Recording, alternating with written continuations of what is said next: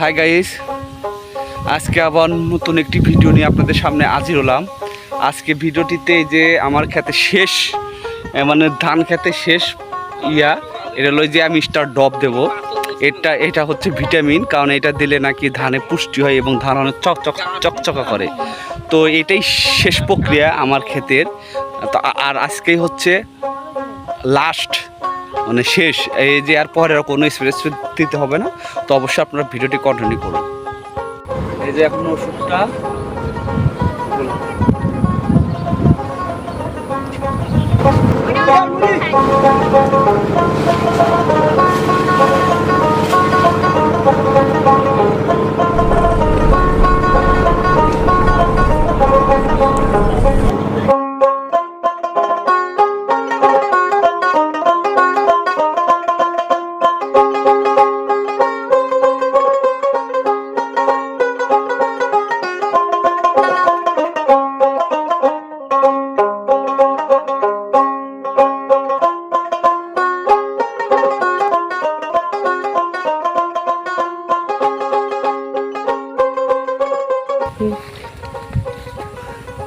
শুরু করলাম spray Amistar drop ধানে চকচকা করার জন্য।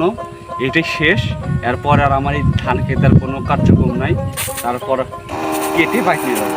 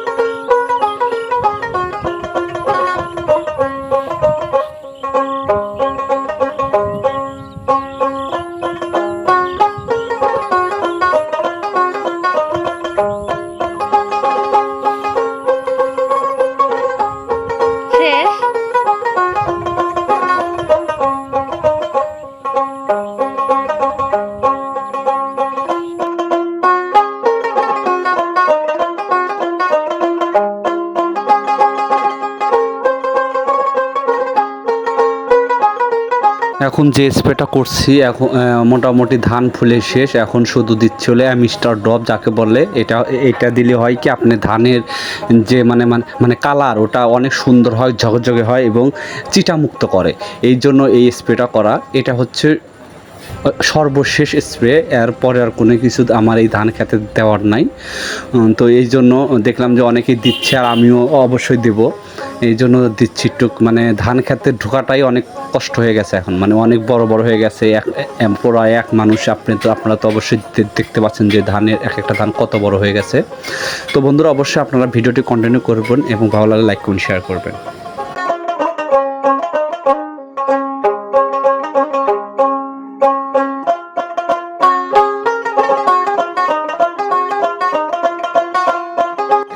একটা জিনিস কি, আমার ধানটা কিন্তু অনেক লম্বা হয়েছে। মানে আমি তো এবার আমার এই ধানের জমিতে কোনো কিছুতেই কমতি রাখি নাই। যখন যেটা দরকার সময় মতো ওইটাই দিছি। তারপরও মানে জল দিচ্ছি প্রতিদিন এখনও।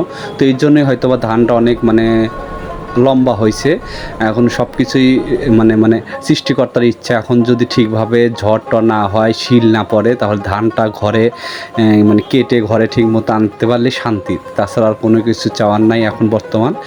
আর ভালোই হয়েছে, একবারে খারাপ হয় নাই ধানটা।